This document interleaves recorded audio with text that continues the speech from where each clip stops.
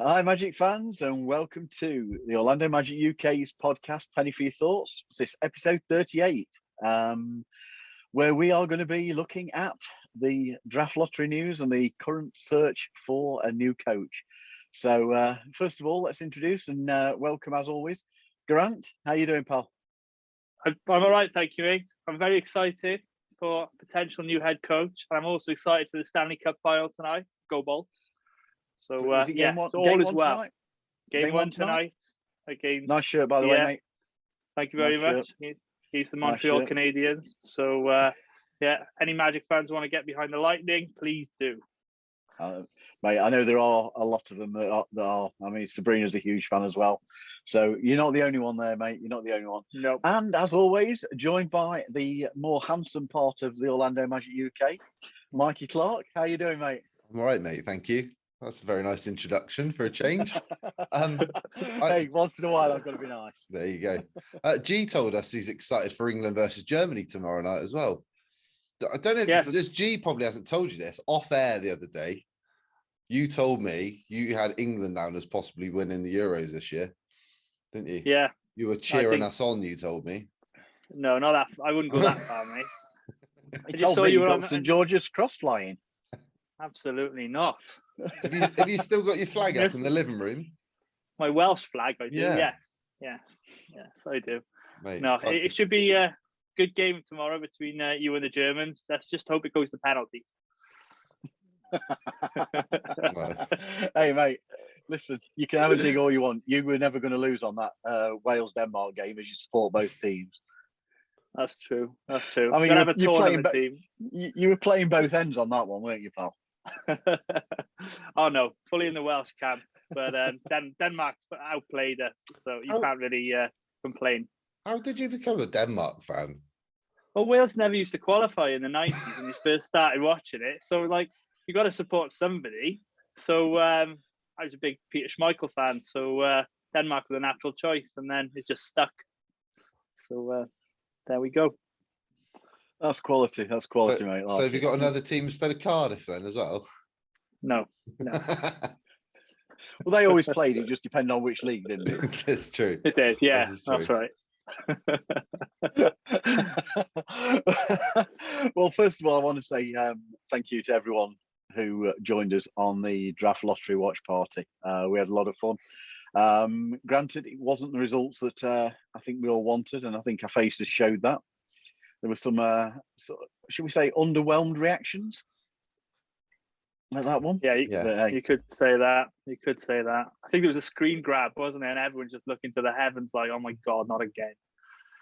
Right. I think I'm going to come to it in a bit, but I think when you looked at, as we were announced at 5, Jeff Weltman's face said it all. It just said it all. He couldn't conceal his disappointment at that one. But hey, there we go.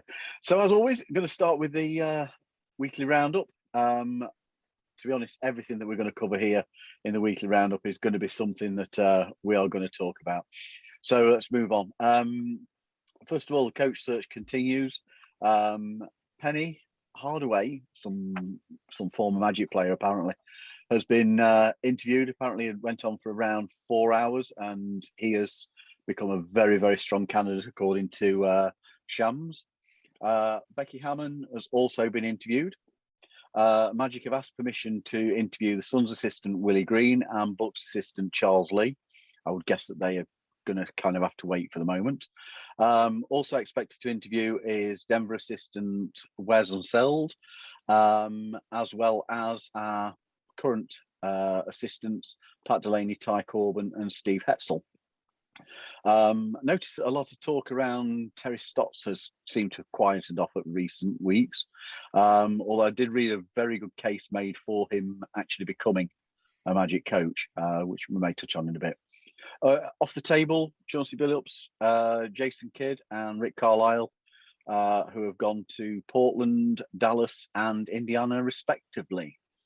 Draft lottery, we landed the 5th and 8th position, the seeds there. The Bulls pick for Vooch and Aminu came through at its best position it could do at 8. but our actual position with our own pick dropped from 3rd to 5th as the Raptors and Cavs moved up. So we'll cover the lottery reaction, I think, in a while. Let's start with the coach search. So, G, where you at with it, mate? Well, first of all, everyone's getting very, very excited, especially in the last 24 hours. But as you've just mentioned there, we want to interview Willie Green on the Suns and Lee off the Bucks. Now, they're still playing. So people are almost thinking, all right, we might hear about Penny Hardaway today, tomorrow.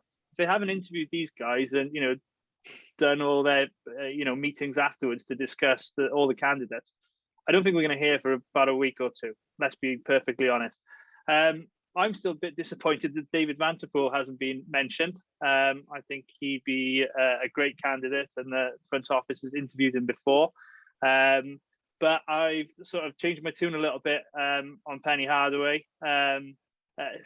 We said, it was a bit romantic, a bit of a fairy tale having, one of our star guards potentially coming back to coach us. But why not? Why not? You've got people like Chauncey Billups, who's an assistant, who'd been given a chance with the Blazers. You've got Steve Nash, who'd been given a chance with the Nets.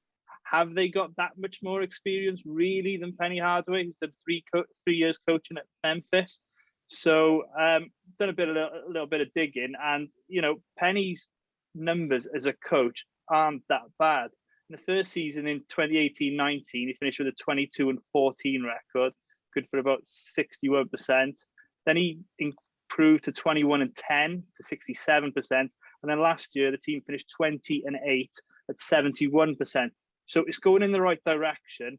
And you compare that to some notable coaches in the NCAA, Coach K with Duke, John Calipari. These are coaches who've won 600 games in their career.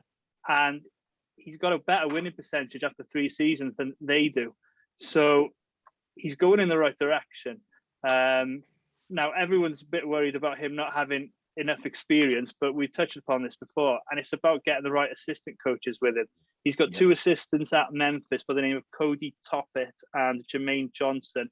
So it remains to be seen if he did get offered the job, would they come over? But you're going to have vacancies from the Portland, Dallas, Indiana, Washington assistant coaches who will be vying for jobs. So there's going to be plenty of options there if we did bring him in. I'm all for it now, to be honest with you. Mate, there's nothing wrong with having a change of heart. Nothing wrong. Yeah. Nothing wrong with that. No, but it's either him, Becky Hammond, was it Kenny Atkinson? Yep. So they're all decent names. So, but if he does get a chance, we need to give him time. You can't expect everything the first 2 seasons. It's going to be one of these slow burner processes that you're just going to have to ride it out, and hopefully players want to come and play for Penny Hardaway like they did at Memphis. So go on, Mikey. You've been bouncing around like Tigger at the news all day. Well said, G. Really following that up. I think, like I said, my initial reaction this morning, I was grinning from ear to ear when I read that Penny was a serious candidate. So I spent all morning, I was doing some cardio in the gym this morning, listening to a few of his interviews as Memphis head coach. I've been listening to a couple other little podcasts that have talked about Penny potentially being a candidate. I'm going to leave the links in the description so everybody else can go and listen to him as well. There's a guy called Aaron Torres who covers college basketball for Fox Sports, and I was listening to him earlier, and he had a couple of clips on YouTube 3 weeks ago when Woj first announced that Penny was going to get possibly interviewed for the Magic job. Said it was along the same sort of lines of stories he's heard from people before it actually got announced.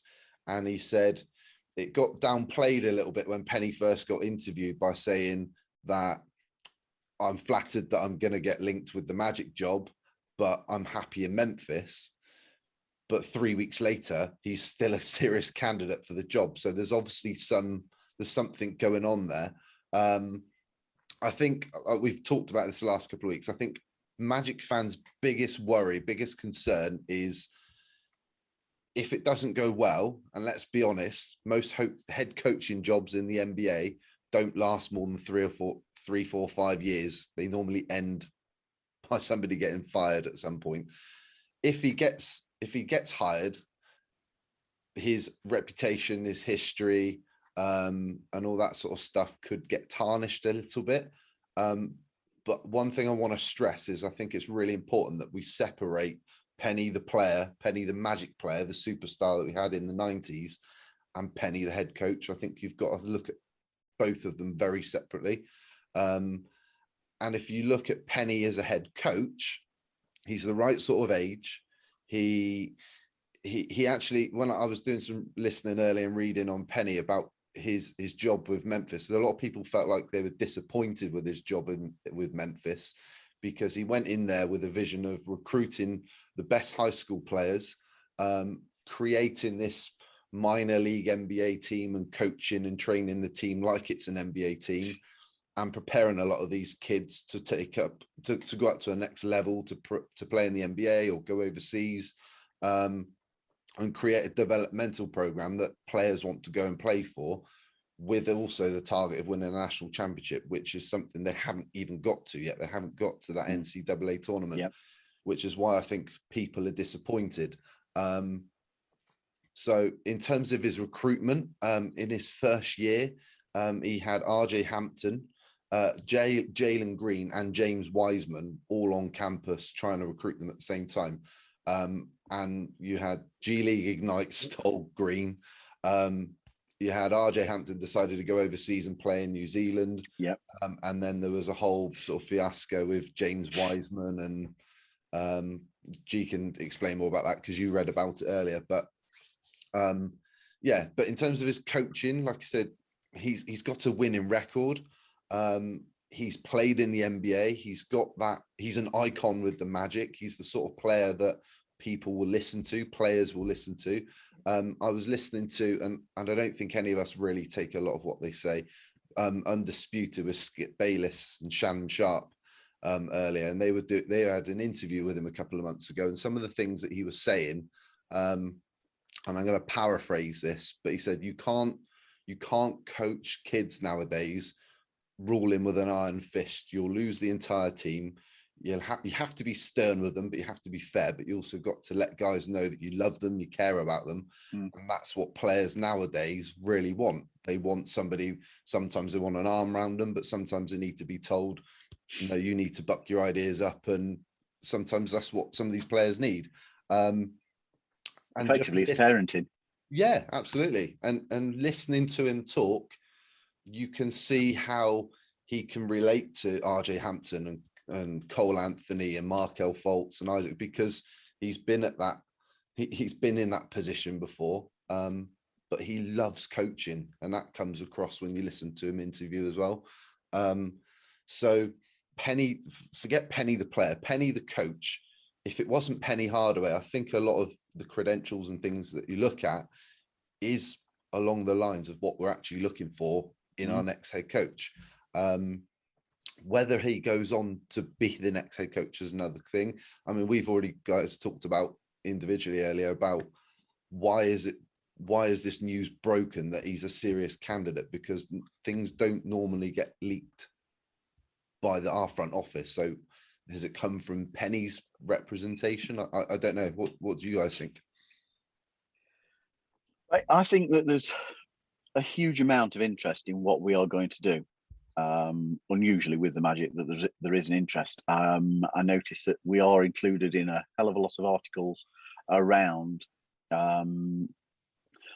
not every team that is searching for a coach, but every time there's an article talking about a coach search, the Magic one is one that is getting a lot of attention, because it is so intriguing because of the position that we are in with this rebuild.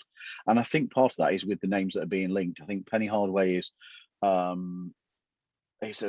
we've said it before, it's a huge romantic story that this star player from the team who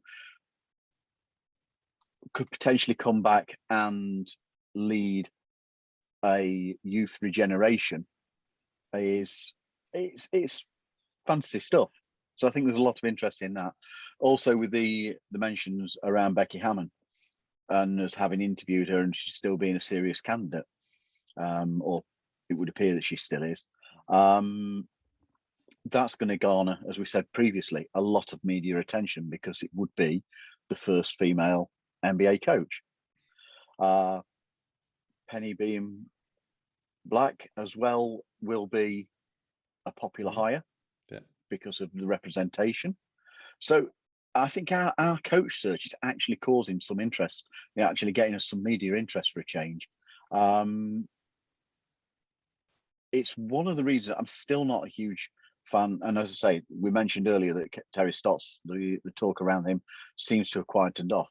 I did read an article that was making a very good argument for him being the right type of coach for the Magic, in that his offensive style will fit well with your Cole Anthonys and Markel Fultz, RJ Hamptons, and that he has got a very good record with developing young players, and he is also highly respected amongst the league, so would be somebody that could attract players to the team. It also made, in the same article, it also made a little bit of an argument around why picking somebody like Penny wouldn't be good for him at this point, because of being in a rebuild. A team isn't going to get a winning record very quickly, or you wouldn't expect them to. And the pressure is on for the record of a new coach coming in to prove themselves and actually actually have a good record. Now, I'm going to go slightly against that. I think if you are the type of coach who believes in development, you will accept that there are going to be points where it is a slow development, that you are not going to have necessarily a winning record, but that's what you are building towards. So I think that I'm genuinely, I said this to you earlier, Mikey, I refuse to get excited at either talking about the draft potential, who we may draft. I refuse to get excited about that. And I'm not getting excited around the coach search at this point, because I don't want to fall in love with one individual option and to be disappointed. So we'll wait and see and play it out. But I do think that Penny is, as you read a bit more and more about him, becoming a stronger option, regardless of NBA experience. Yeah. Going back to this Aaron Torres podcast, I don't know how well respected he is, or I'm not quite sure, but he seems to think that if Penny does get offered the job, he thinks it's more likely he's the next Magic head coach and he is going back to Memphis next year, because of other reasons as well. Again, go and listen to the podcast. But he, the only thing that you might say he might not leave Memphis is he hasn't yet delivered what he wanted to, and that's the national championship, and at least to get them to the tournament. His son also plays for Memphis, who's going into his 4th year with the program, so he might still want to coach him. That might be another possibility. I also think, and again, this is why I don't think Terry Stotts is necessarily the right guy. And I think you can look at Dallas at this. Rick Carlisle's left, and it's almost an example that the old guard, doesn't really mesh with the young superstar who's got a different personality or whatever. And that's why I think Penny's 50 in a couple of weeks' time. He's like that perfect sort of in-between age where he's far enough removed from the game. He's been coaching and developing players and doing a lot like off the court. Like we've seen, he was helping RJ Hampton prepare for the draft last year and things like that. So I think he's got that. He's got the ability to reach out to players, and yeah, it'd be interesting to see what happens. What do you reckon, G? I think, mate. Just to go back on that, I think RJ is actually one of the things that could be a selling point for him. Yeah, he clearly likes that type of player, and we have a roster that seems to be built around at this moment in time 1 or 2 who are of that nature. I do think it's a selling point to him. And I think if you look at his coaching staff that he had in Memphis as well, he obviously had Mike Miller, who's renowned for working with RJ Hampton as well. He also had Sam Mitchell, who used to play in the NBA, and I think Timberwolves. With the Timberwolves with KG. He was wasn't he a head coach as well in the NBA? I think with the Raptors. Yeah. So he's got, so if you hire Penny, that's the sort of person you might want to put with him who's got that sort of crossover experience. Yeah. No, definitely. All very valid points, and I fully agree with everything you're saying. The interest in the Magic is gonna, if you hire Penny Hardaway, the interest is going to be there. We'll get a few national television games for starters, just because of the hire, as we would with Becky Hammon. If you hired Terry Stotts, do the Magic get national games? Really? Probably not. So there's that to consider as well. So a lot of factors, depend on this hire. So it'll be an interesting couple of weeks now, but let's hope we get the right coach soon.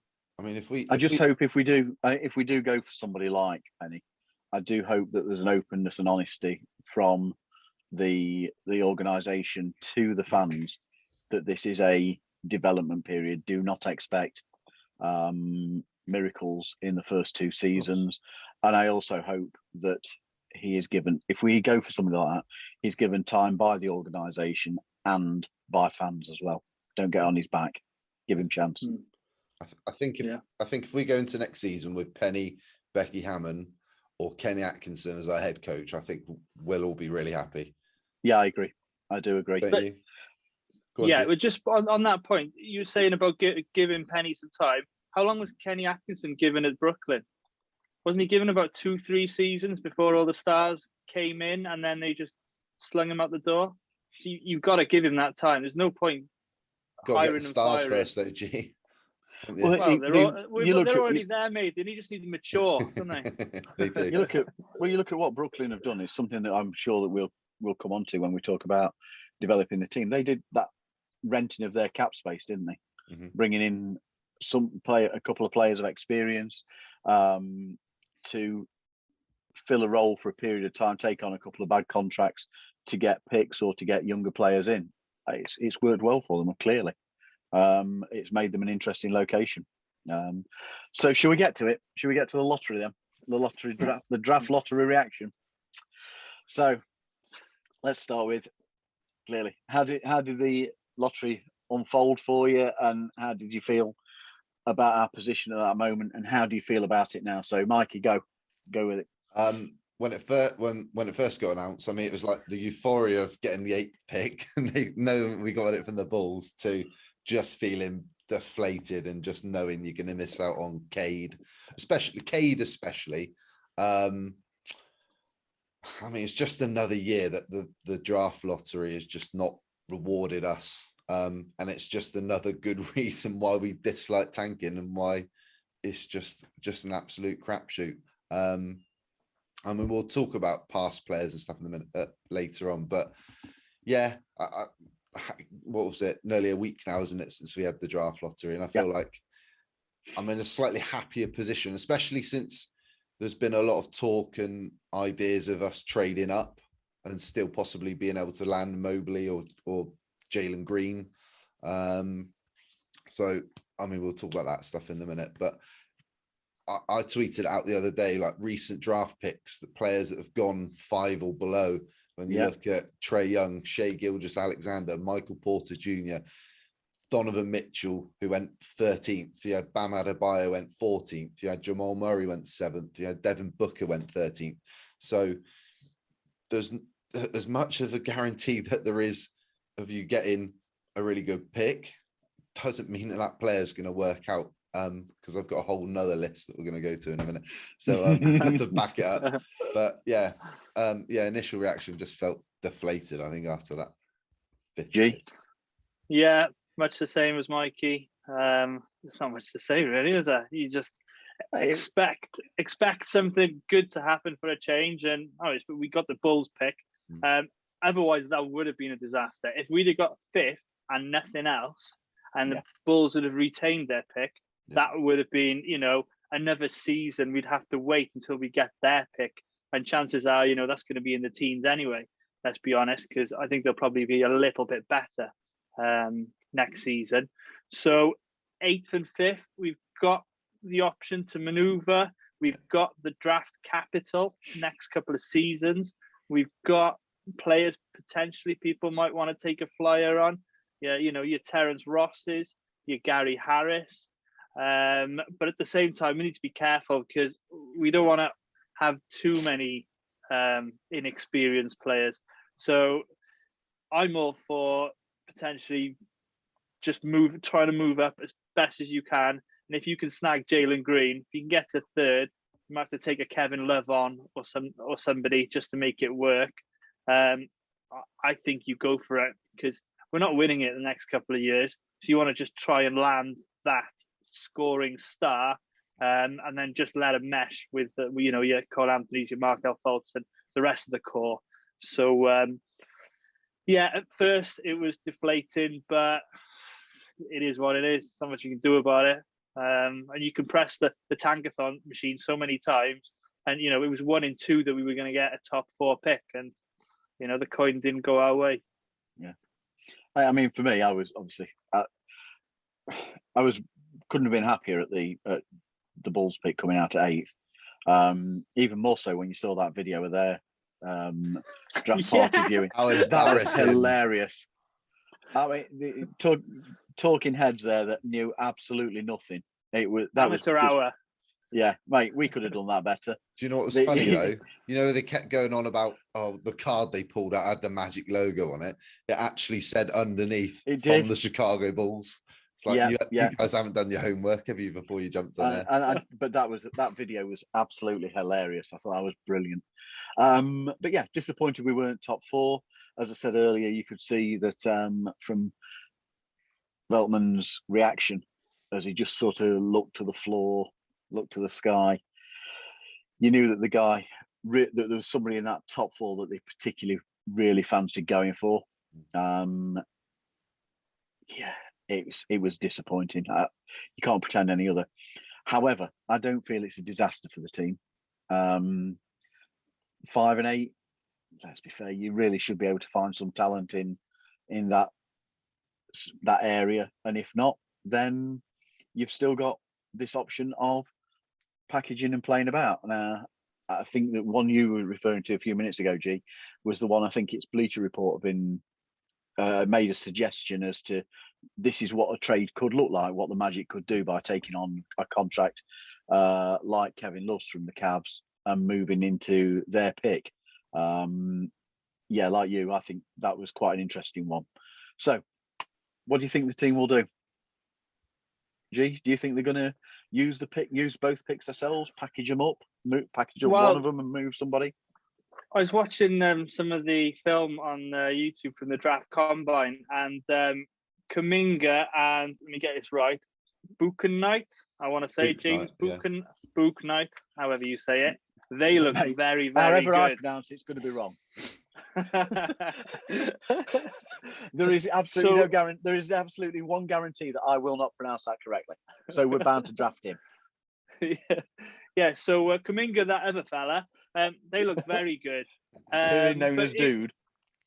Yeah. But what was interesting was Weltman and Ujiri, the Raptors GM, was there on the baseline watching the workouts together, and of course they're picking 4th. So could they pick 4th? A Kuminga in 4th? Who knows? That might sort of give us a bit more flexibility. So it's a difficult one. I'd like to move up. Like I said a minute ago, you just got to go and try and get Green. We're not going to get Cade, let's be honest. I'm not that high on Mobley, so Green's the prize for me. But that 8th pick, you can get a decent player. I think I read that, the draft is probably about 9 deep in terms of great players or potentially great players. So when you've got a 22% chance with 2 picks within there, we've got as good a chance as anybody really of finding that gem. So if we remain at 5 and 8 and we draft Kuminga, he looked very good also. So I don't know. I don't know. That's why we're not paid to make these decisions, luckily, isn't it? I'll stick to insurance broking. Mikey, what's your thoughts on what we're going to do? Let's be honest, right? Nobody has any we're all gonna idea. guess. Yeah, Nobody has any idea how these kids are going to transition to the NBA. They have no idea. When you look at draft past, right? Andrea Bargnani, Greg Oden, Anthony Bennett, Andrew Wiggins.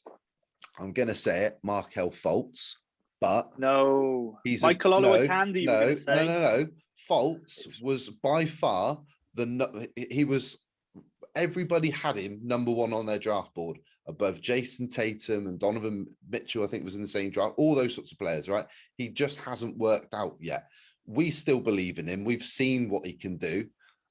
He needs to get healthy, and obviously there's a lot of development still there to do with his jump shot and all that other stuff, but he hasn't lived up to that number one pick hype yet. So if the Magic stick at 5 and 8, there's just as much of a chance that they have a player that falls to them, or even with the 8th pick, there might be somebody there that they end up picking up that ends up becoming the next Donovan Mitchell or Devin Booker. You just don't know. So I don't know. For me, if Weltman's got a guy at the top of that draft, no, Cade's untouchable. If the Pistons trade him, then how do you sell that to your own fan base if you're the Detroit Pistons? Have you seen the reports around that they are interested? No, that they are. I don't see it. It's all smoke. But there are reports around that they're interested in trading it. Yeah. Why? No idea. If it's true, why? Yeah, I've no idea. As you've just said, can you imagine trying to sell that one to your fan base? So if they stick with 5 and 8, then at least at 5, you are going to get one of these so-called top 5 generation talents, right? So whether it's Kuminga or Suggs falling at 5, if somebody unexpectedly drafts one of them and you get Jalen Green fall to you or Mobley, brilliant, right? If that's what happens, that's what happens. I think we'd all love the Magic to trade 5 and 8 and get Jalen Green, or 5 and something else and get Jalen Green, because he fits what we've already got. Now, I know we had Jake on last week who said he doesn't think he necessarily meshes with what we've already got, but in terms of guards, we're full at guards. We need a wing player, and Jalen Green fits that, and so does Kuminga. So I really don't know. But I think if you keep in both picks, I think you've got to take a flyer with one of them, somebody who's got loads of upside that you can. It's a bit of a project, and I think you've got to go with somebody who's maybe a bit safer with that second pick. But look, if Weltman's got a guy there that he absolutely believes in, that's the guy. Whether it's Mobley or Green, I think one of the other two you can let fall to you. If it's one of those two, go and get them. If that's the player that you think they're going to be. So because it could change the trajectory of where this rebuild is quite quickly if they get it right. So I'm not sure, but like I said, there's lots of deals being battered around. Okay, so one interesting question I've got that I hadn't sent to you, so I apologise for putting you kind of on the spot here, guys. If we do look at packaging up, who are the Magic players that you don't want to see included in that you definitely want us to keep? Who would you put in there? J.I. Yeah. Markel. Okay. Depends who you're drafting. I'm going to say I'm with you there, Mikey. Because everyone's downplaying Suggs here a little bit, and there seems to be Suggs is a little bit like your Kyle Lowry. Well, if you're saying Suggs is your point guard of the future, that already says to me Markel Fultz is already on icy ground. Now, I'm not saying that's the case at all, but no, far from it. It all depends on. Yeah, I think that makes a big difference. Anybody else that you wouldn't want to see on that trade block? Cole Anthony. Yeah, love Cole. But again, that's 2 point guards on the roster. So you're saying they're your point guards, and there's quite a few decent point guards in this draft. So yeah, they're the 3. But then you'd make a case to keep, your RJ Hamptons, Chuma, Wendell. Chuma Okeke for sure, definitely. Yeah. Even your Wendell Carter's, because we haven't got that many bigs at the moment. Bamba needs to prove himself, but certainly he's not off the table. I wouldn't be surprised if Bamba was part of some trade. Yeah. I think you guys have already mentioned Harris and T. Ross. As much as I love T. Ross, and I would love us to keep him, but it would not surprise me if he is a useful chip to put into a deal, because the guy can shoot. We know he's streaky. We know he is streaky, but how often is he being during the last season was he expected to be our spot up shooter? It was the same issue for Evan. Sure. Have you guys seen the Athletic? Have you seen Josh Robbins' article this week with? I was going to ask you if our subscription had finished, because I can't log into that. so because I tried to read a bit today, but I just kept getting a blank screen at the bottom. So this gives you an idea of where Josh is coming from in terms of where he values these picks. So he did a mailbag where people asked him about the odds on the Magic possibly trading up and what they could package together. So he suggested that the Magic should focus on trading up for Houston's number 2 pick. And he thinks something centered around 5'8", and Gary Harris for the 2nd overall pick, and Eric Gordon, who's got 3 more years, and the last year is non-guaranteed.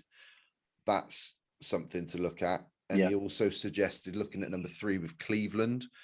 But he also mentioned that because it's a lesser value, that something like number 5, Chicago's pick in 2 years' time, something like that might work for number 3. I mean, we've already talked about Kevin Love as possibly coming back, but he said he doesn't think Love's deal was the sort of money that Magic want to take back necessarily, because he's still got like 60 million over in the 31 million a year, isn't it? 31 and 29. So yeah, it's a lot of money. It is a lot of money. It's a lot of money. Yeah. Although we'd have an Olympian on the team. But you've only really got to absorb it for 1 year, because the second year, it's coming off the books. And then when it comes to trade deadline, there'll be a lot of takers for that salary. So it's not that bad a deal, especially for 1 year. And he comes in and he can mentor the younger guy. Guy's won a championship. Like you said, he's on Team USA. So it's not that bad a deal. I wouldn't be objecting to seeing somebody like, I wouldn't be upset to see a Eric Gordon or a Kevin Love took on by us, because one, you've got that veteran experience. You've definitely got 2 players who are capable of shooting. Granted, with Love, there's probably issues around injury and availability, which is not always great. But I think I think either one would be a valuable opportunity for some of our guys to learn from. But again, this is where I'm coming back to what I asked you a short time ago about whether it was a disaster for the team getting the 5th and 8th picks. I don't think it is. I genuinely don't think it is. It's given us, we've got, combine it with the trades that we made earlier in the season to bring ourselves under the cap.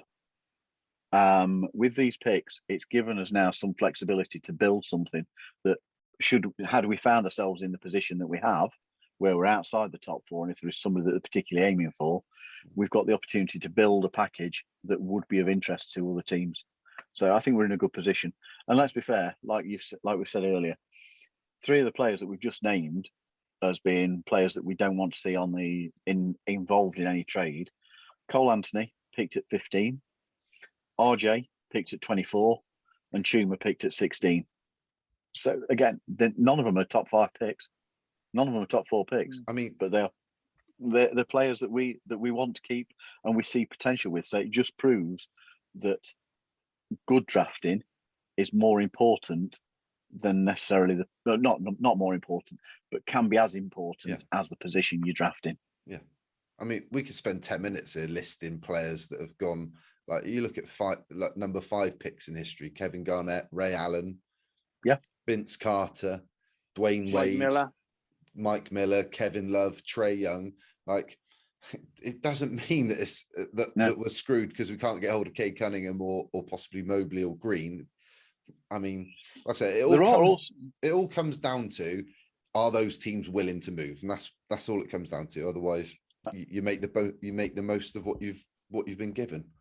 And then again, when you look at some of the big boards, they've changed. Yeah. Some of those big boards have changed, that you see that because the Cavs have landed at they're 3. fifth, aren't they? Sorry, 3. They're 3, aren't they? Are they going to draft with a need, or are they going to draft best player available? If they draft with a need, then they aren't taking Jalen. They aren't taking. Let's go through it then. Who do we think is going to be the top 4? I think we all agree it's going to be Cade, number 1. Yeah. Yeah. So what about Houston? It's Mobley or Green, isn't it? When you look at their team, I think Mobley. Yeah, fair. Whereas I would fair go point. Green when you've already got Christian Wood there. I think Green automatically becomes the guy in Houston if that's the pick. I don't think, like I said, there's so much crossover. It all depends on what they want. It just again, this is it. It's there's so much speculation. I mean, there are big boards have dropped players that you expect to be top 2, 3 down to number 5, and the draft combine moves players around every single time. You see different players have risen up as a result. At this minute, it's all speculation. I think Cleveland's the interesting one, because there's talk that they want to get rid of Colin Sexton, which I'm not sure about that. Are you guys? No, but you can see the logic there. If they've got Sexton and Garland, do they want Green? Would they rather have a Mobley, a big? So, but if they can trade down and potentially get Kuminga at 5, who might fit their team better and gain some more assets from us, so you can see where they're coming from. Because you don't want to overload at guard, do you? I've seen about one thing where they take, if they kept hold of their pick at 3, where they would take Kuminga. Now, if they're going to do that, surely they're going to trade around and think so, wouldn't you? Get themselves something out of it. I don't necessarily see that one. Again, there's a lot of talk and a lot of speculation and very little knowledge around what is going to happen on the night. We're all guessing. So, yeah, we are guessing. Yeah, and the Raptors picking before us, they're going to just mess it up for us, don't you? So, are you suggesting that they are going to take somebody that we really want, mate? Yeah, they will. So, okay, let's leave it there for tonight. But no, interestingly though. So we've got some last. I have actually. Okay, mate, that's fine. That's fine. I was going to go to the questions for you. I was going to get to the trivia for you, but I can wait. No. Gary Craggs, away the lads, sent in a question, and he asked, "What's the chances of us moving down?" So, because we've always talked about moving up. So, like the Warriors have got, he said 7 and 14. He thinks, would we trade 5 for 7 and 14? No, not for me. No, I see us. I don't see us wanting to drop ourselves again. In the same way as we said earlier on about how do you sell that if you give up this number 1 pick this year? How do you sell that to your fan base? I don't. Magic fan base has been annoyed enough that we didn't tank well enough to get the top pick. Well, you couldn't tank any better than we actually did.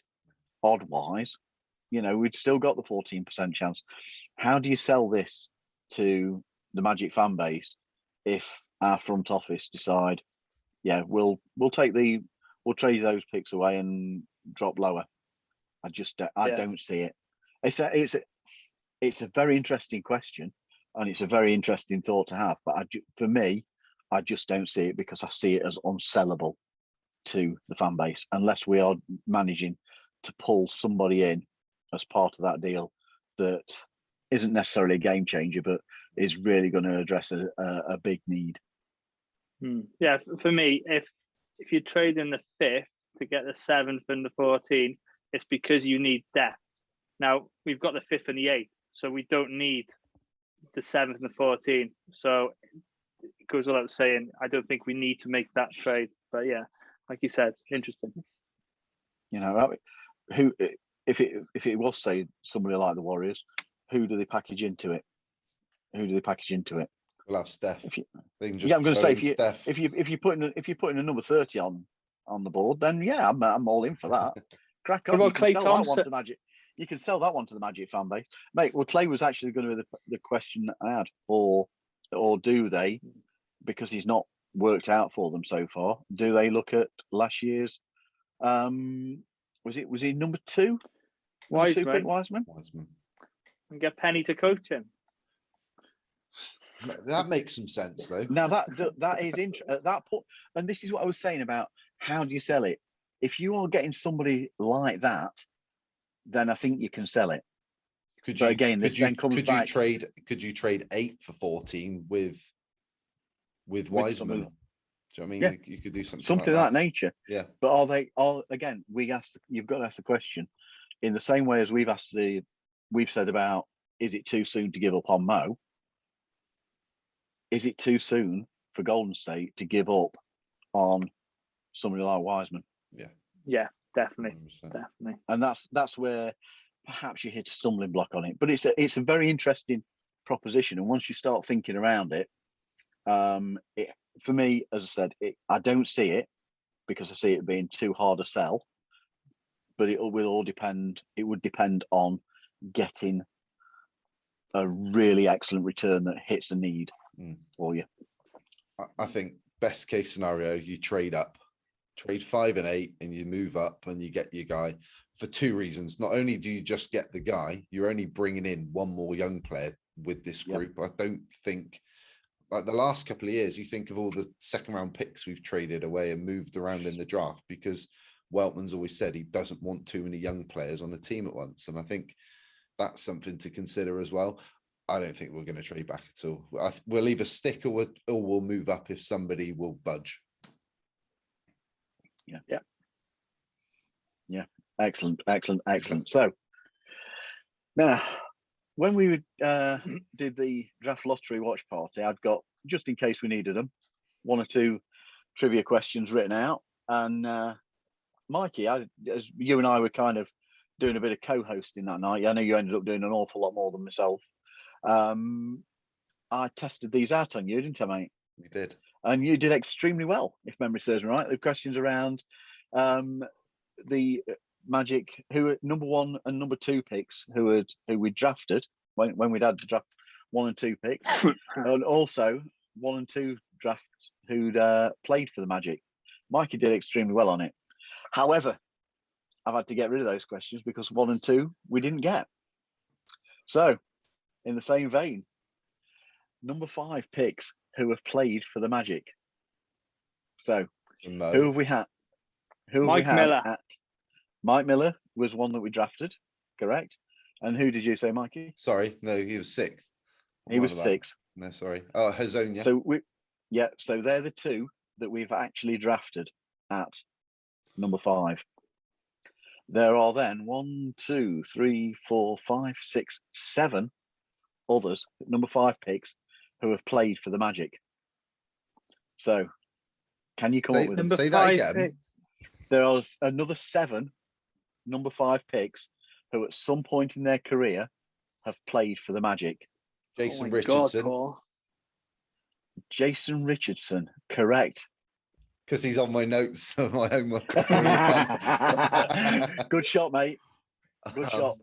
Hold on, let's have a look, see what other ones I had. I'm going to cheat here. Yeah, stop cheating. Is Ron Mercer one of them from the 98 draft? No, he isn't, mate. He must have been there is the 98 draft number 5 pick is one. Chauncey Billups. No, mate. Oh man. 98. He was drafted by the Toronto Raptors. Vince. Vince Carter. Yeah. And he was actually drafted. He was actually drafted by the Golden State Warriors. But traded on the night, wasn't he? Yeah, that's it. I'm cheating there. The year before, Tony Batty. Yes, good man. Yeah. I'll give you a clue. You've missed out 2000 so far. You've missed out 2007's. 2007. 2007 picked at 5 by the Celtics, but on a draft night trade went to Seattle. Oh, that's Jeff Green. Well done, mate. Well done. Nice one. So you are now down to 1994. Oh my God. The 94 pick was selected by Washington. Would you like the number he wore for the Magic? Yeah. He wore number 5 between Juwan 2000. Howard. Oh, good man. Straight in there. Then we have the 95 pick as well, the number 5 from 95. Who was he I'm just drafted concerned. Atlanta. And then came to us, Okay. ward number 45. The number 5 pick in 95. I think I've got it as 95, and I'm concerned I've wrote the wrong number down there. You have, the year. Because that was I Kevin have. Garnett. Yeah, I've wrote the wrong number down here. Oh, shoot the quiz master. You got it wrong. I've just realised I've wrote the wrong year down. Oh, He played for us sack him. between 95 and 96 and wore number 45. Joe Wolf. Oh, Close. John?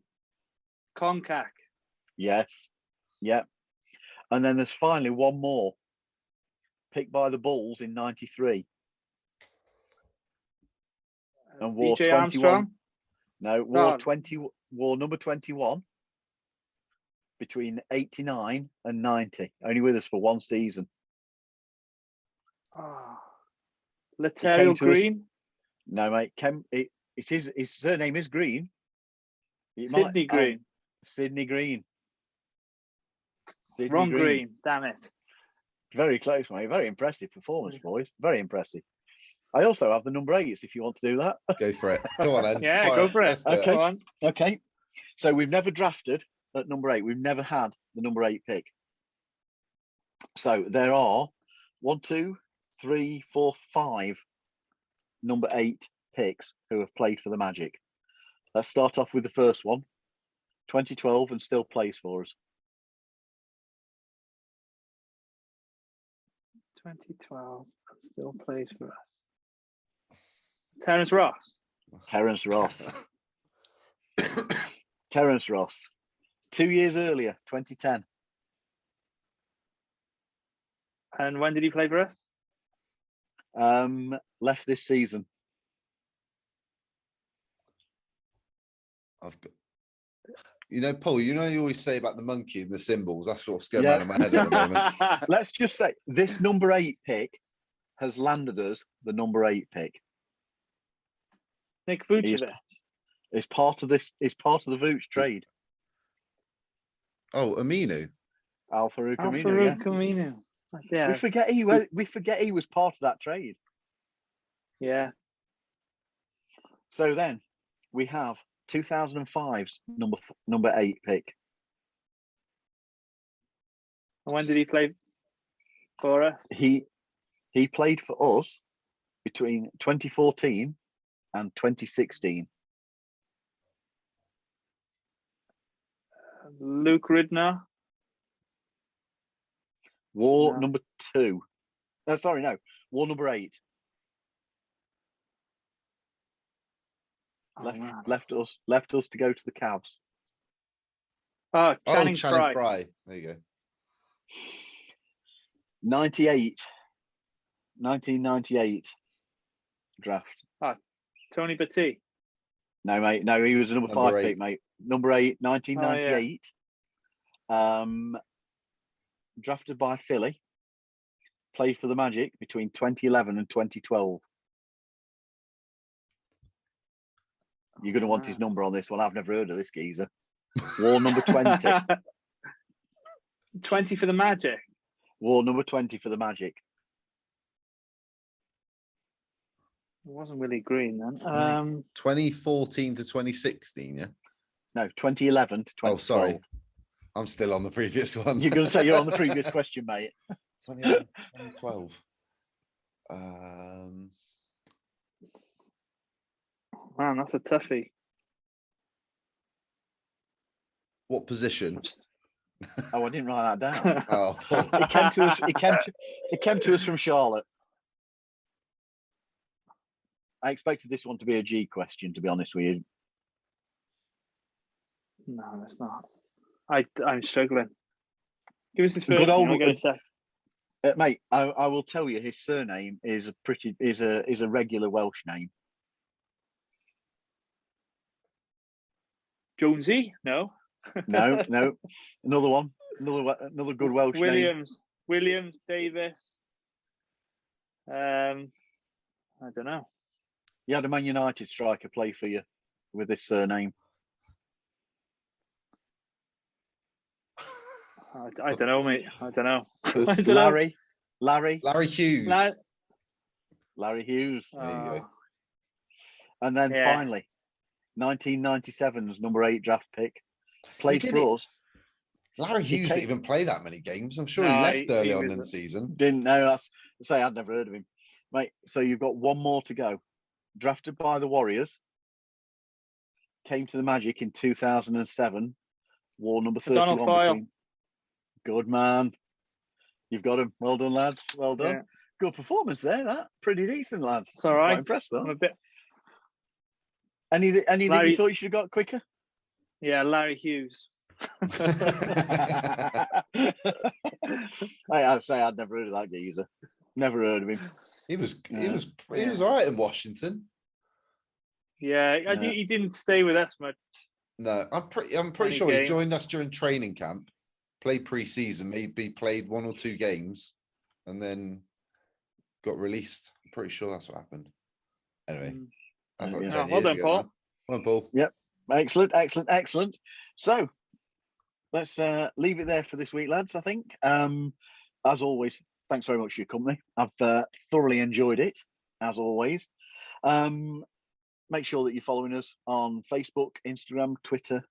We've got the website, Orlando Magic UK. Subscribe to the podcast. It's available on Apple and Google Podcasts, Spotify, YouTube. Just search for Penny for your thoughts, and make sure that you visit us on our website. And if you are doing any shopping, click off of our affiliate links to either Fanatics or NBA Store Europe, because we do appreciate it. It helps us to pay for what we do here. And once again, lads, thanks ever so much for your company. Thoroughly enjoyed it. Until next time, go Magic. And flew down to Orlando for Summer League and started meeting executives and players and coaches in Orlando. So Orlando definitely has a soft spot for my the start of my career. And I started at the time, that was right when Sam Hinkie took over the Philadelphia 76ers, and I was from Philly originally and was a Sixers fan back then. I'm not a fan of teams anymore, as we talked about also off air, just kind of but I am rooting for them to win the title. It'd be pretty good for my book. That's a great take. Love that.